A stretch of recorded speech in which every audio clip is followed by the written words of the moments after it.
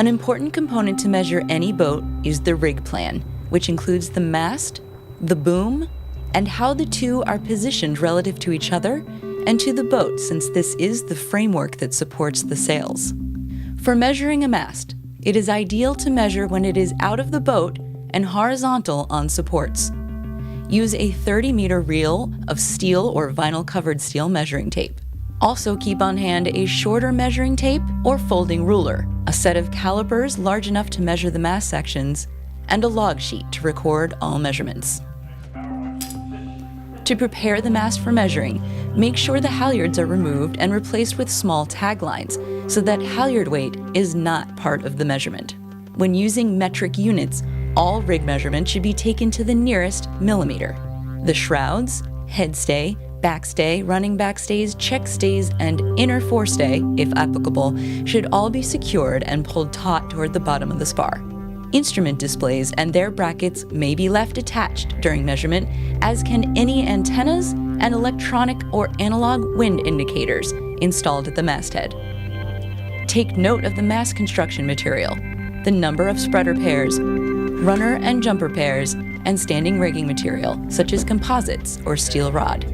The first step is to gather mast tube measurements that include the mainsail luff distance, P, heights of the forestay, IG, and spinnaker halyard, ISP, and mast profile dimensions. The mast should have two measurement bands of no less than 25 millimeters that designate the limits where the mainsail can be set on the mast. They are typically black for clear or white painted spars, or white for carbon spars. Holding one end at the upper end of the lower measurement band, which is where the top of the boom intersects the mast, the other end is drawn tight to where the headstay intersects the front end of the mast. The height of the forestay, IG, is defined as the distance from the forestay attachment pin, or the intersection point of the center line of the forestay with the forward side of the mast, to the mast datum point that is shear line abreast the mast. The practical method of measuring IG is to measure the distance to the top of the lower measurement band and then add the boom above shear, BAS measurement, shown later in this video. If there is an outrigger or tang on which the forestay is connected to the mast, two additional measurements, MW and GO, should also be taken. The mainsail luff mast distance, P, is the distance between the two measurement mast bands. In the absence of the upper measurement mast band, P is measured to the upper part of the main halyard sheave. The fore and aft section of the spar at the top band is measured and recorded as MDL2, with its corresponding transverse width measured at that section and recorded as MDT2. The height of the spinnaker halyard, ISP, is defined as the distance from the mast datum point to the upper side of the halyard sheave, or the lower side of a halyard ring if one exists. Note that the ISP measurement is used for both spinnaker and headsail set flying, if there are any in the sails inventory. If there are more halyards used while racing, the highest one should be measured.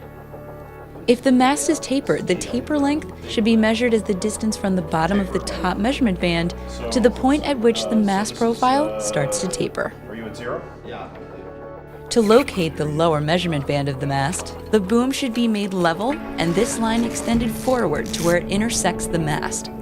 This will be the upper edge of where a 25 millimeter or 1 inch band around the mast should be painted in either black or white to contrast with the color of the mast.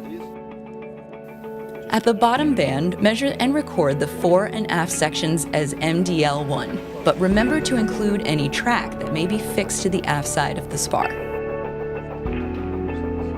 The transverse section measured at the bottom band is measured as MDT1, and the fore and aft length of the headfoil is measured, doubled in dimension, and recorded as the forestay perpendicular, or FSP.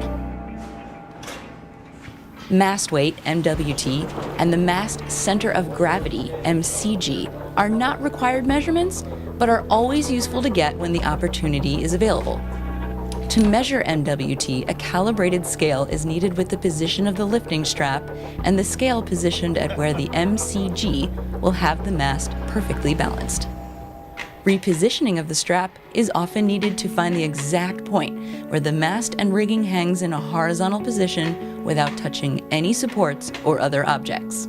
Mark this point and measure from it to the lower measurement band. This should be recorded as MCG. To determine the boom above shear, or BAS, there are two methods.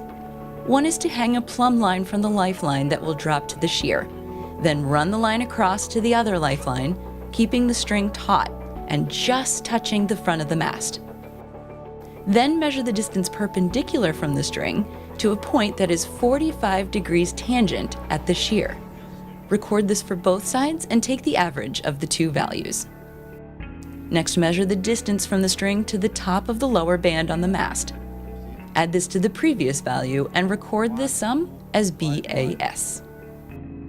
The other method to determine BAS is to make a mark on the mast that is 500 millimeters below the top of the band, Z. Mark the distance from the top of the band to the shear, A, along with the distance to the shear from this lower mark, B.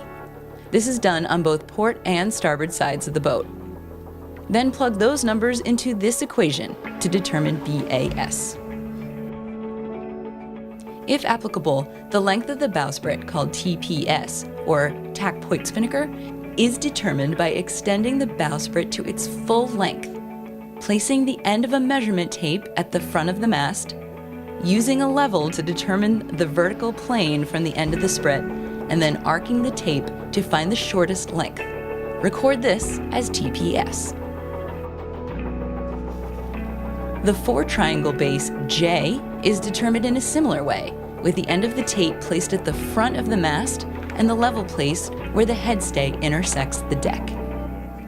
The small distance between the headstay and the very front of the boat, without additions to the hull, can be measured with a tape and recorded as SFJ. Another important measurement is the foot length of the mainsail on the boom.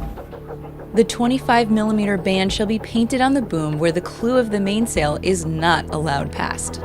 This measurement, called E, is taken from the aft face of the mast or the mast track to the forward edge of this band. Boom depth, BD, is measured as the maximum vertical boom spar cross-section. Spinnaker pole length, SPL, is measured from the boat's centerline to the outer end of the pole, when placed horizontally in its normal position and perpendicular to the boat's centerline. Most boats are sloops and have only one mast, but the same measurement principles apply to boats with multiple masts, such as ketches and yawls. See the IMS measurement rules and manual for more details.